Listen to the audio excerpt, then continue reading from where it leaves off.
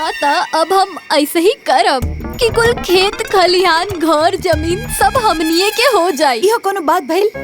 बाबूजी के ऐसा ना करे के चाहत रहे। कोनो माई बाप अपन बेटा के छोड़ के अपन संपत्ति के और के दिला का? हाँ, बात तो सही कहत बड़ू। देखी कुछ भी करी, बाकी प्रॉपर्टी हाथ से ना जाए के चाहिए। ऐसे कैसे चल जी प्रॉपर्टी? प्रॉपर्टी तो हम लेके छोड़ब।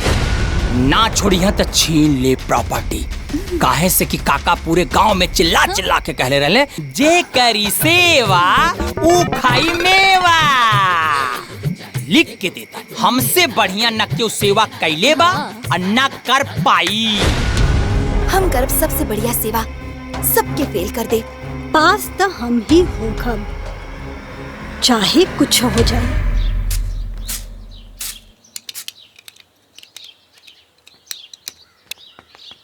गोलू आराम से खड़ा जा, आराम से। ए कलौतिया, कलौतिया। हाँ जी आवतानी। अरे तनी काका काकी के नाश्ता पानी देख ले, नाता खरसेवर हो जाई। लेके आवतानी। हमरे बाप के छोट भाई बारे काका। अब जेका लइका नालायक निकल जाई तो सेवा कराई के पड़ी ना। अरे तोर बाप चरपाई पे पड़ल सिसकारी मार के जिंदगी का आखिरी सांस ले रहल बा। ओकर परवाह नहीं खे, आ चल ले हमार बाप का सेवा सत्कार करे। बेशरम कहीं का लालची। ए, तोरा जैसा नालायक ना बानी। देख हमार माई बाप कैसे खा के चकाचक बाड़ेन। लायक ना होइत ना तो काका काकी ऐसा सेवा खातिर ना बुलौते। ऐसा कुल चाप के सेवा काई के कुल जमीनियो जो तुम हड़प ले। तोरा बस का बात नहीं खे, ओकरा खातिर तोरा के 7 जन्म लेवे के पड़ी। प्यार से समझाओ तनी, समझो। अपने काम से काम रख, न तो ये करतनिया काट के जे फेंक दे। माई बाप के सेवा के भंसोट नहीं के गर्दनवा काट ले। ऐसे कलौतिया। हाँ जी। खीर पूरी बढ़िया से बनाओ ता। बनावतानी जी। काका काकी के बहुत पसंद बा। बढ़िया से पेवर दूध में मेवा मिश्री बादाम बादाम डाल के बढ़िया खीर बनाओ ता। दिखाई तनका कैसे। थोड़ा खीर हमहू के दिए दिया।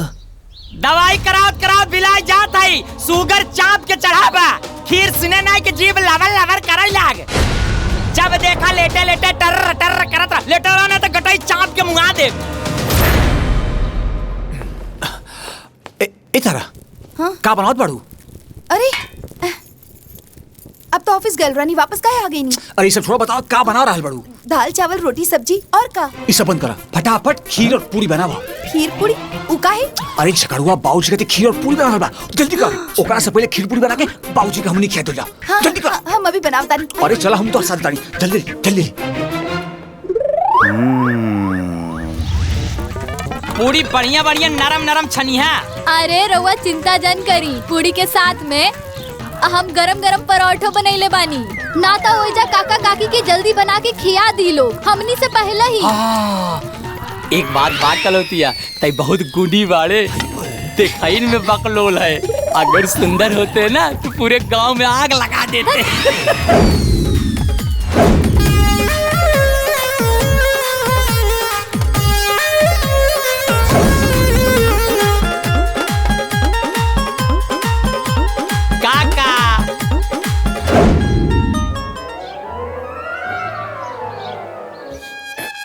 अरे इतना खाना झगड़ू काहे के ले लो?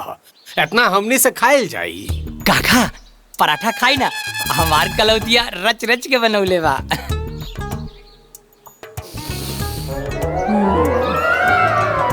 बाबूजी, बाबूजी, एक मिनट। यासी बासी तिवासी खइहा मत। हटवा करा किनारे। ए रख। हम और तारा मिलकर ताजा बनौली है जब बाबूजी। देखी बाबूजी, यासी बासी तिवासी खइहा मत, न तो यासी बासी तिवासी खिया के अपन बाप जैसन तोहरो के बिस्तर धरा दे। बाबूजी, हम और तारा मिलके पूरी सब्जी खीर और लौंगता बनौली जा। खाई दे बाबूजी। खाई बाबूजी, खीर और पूरी खाई। हो ना।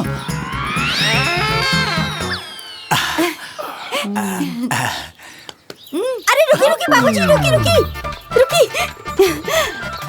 बाबूजी रउआ एक खाई, देसी घी में बनवले बानी।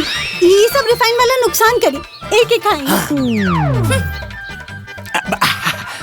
अरे काका ही खाई शुगर फ्री। बाबूजी हाई वाला एक नंबर बा, एक नंबर का लंगलोटा पकौड़ी खीर सब बा। एक ही खाई। अरे ली खाई।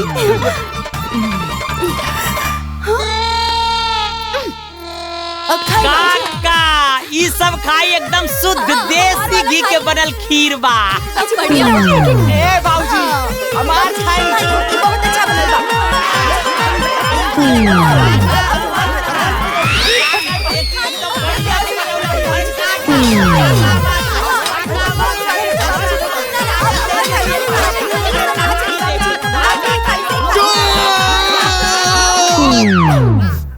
रख दो लगिन, रख दो।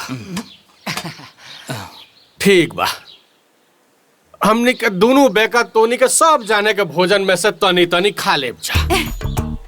हाँ ठीक बा काका, थोड़ थोड़ खा ली।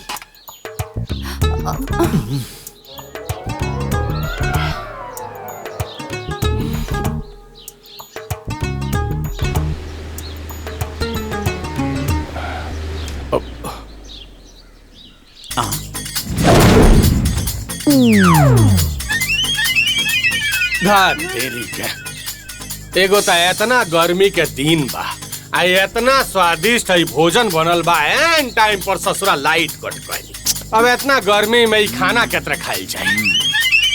अब लाइट आवे दो तबे खाइल जाए। ठीक बा बाबूजी।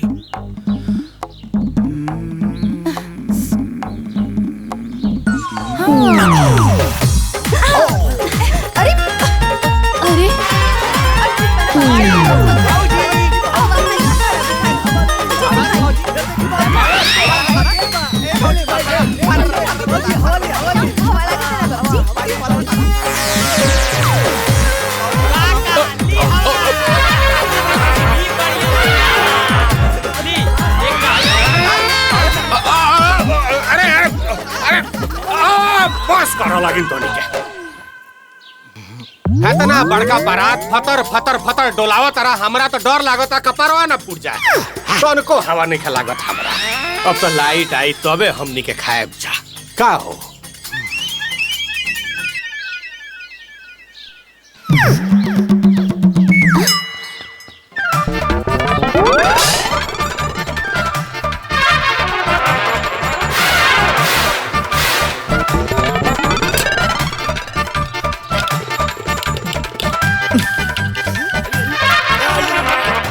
काका काकी अब पंखा चलावत है, खूब चाप के आराम से खा। बंद कर। अरे बंद कर। ससुर हवा कम आवाज ज्यादा करता है। ए बाबूजी ऐसा ही चलाओ तो रुआ बही हो जाई। ना ना ठीक कहले बा।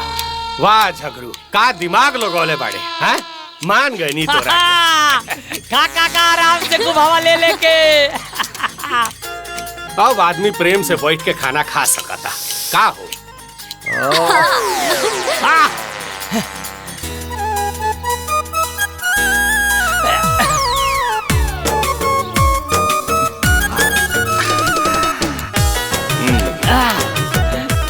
बाबूजी हमार खाई, हमार बहुत टेस्टी है।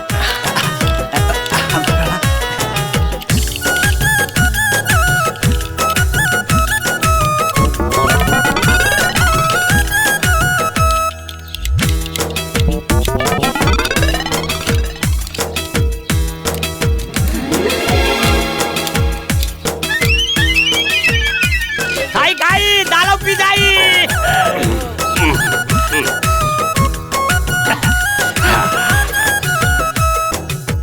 बड़ा स्वादिष्ट भोजन रहा। आत्मा तृप्त हो गई। का हो काका केकर बढ़िया बा। बाबूजी बताई ना केकर अच्छा रहो। बताई ना बाबूजी। बताई बाबूजी बताई। बताई। खाना तो सबके बढ़िया बनल बा, लेकिन सबसे बढ़िया खीर झगरुआ के रहा।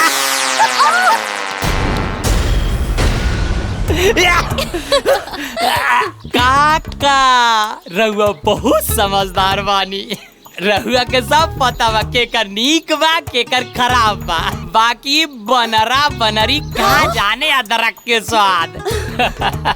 काका हमार कलौतिया बहुत गुनी बा, ई पगली देखइन में बकलोल बा, बाकी बड़ा नीमन बनावेले। अरे तो इतना गुनी बिया, इतना बढ़िया भोजन बनावे के जाने ले तबे तो इतना स्वादिष्ट खाना बनौलस या। अच्छा हमनी के इतना बढ़िया स्वादिष्ट खाना खा के न नट्टी तले पेट भर गइल बा, अब सूते का मन करता है। सब थरिया वरिया बारात हटावल।